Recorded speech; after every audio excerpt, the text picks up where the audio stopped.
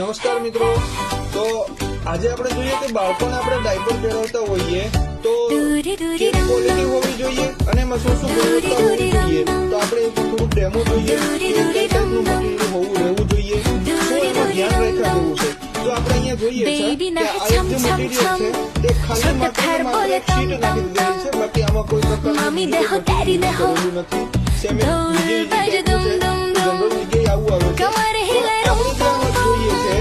ADM chip જે શું કામ કરે છે, કે પાણી જે છે જે પેશાબ છે એને ફેલાવવાનું એટલે કે બધી જગ્યાએ સરખું ઓબ્ઝર્વ કરવાનું કામ કરે છે.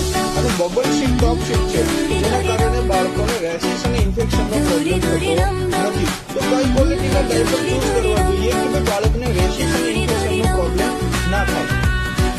આ ક્વોલિટીના ડાયપર જે બબલ શીટ અને એડીએલ વાળા છે, જે રેશિસ ઇન્ફેક્શનથી રહિત છે, તો આ ડાયપર લેવા માટે હમણાં જ કોન્ટેક્ટ કરો. મોબાઈલ નંબર અને એડ્રેસ આપેલું છે. થેન્ક યુ મિત્રો.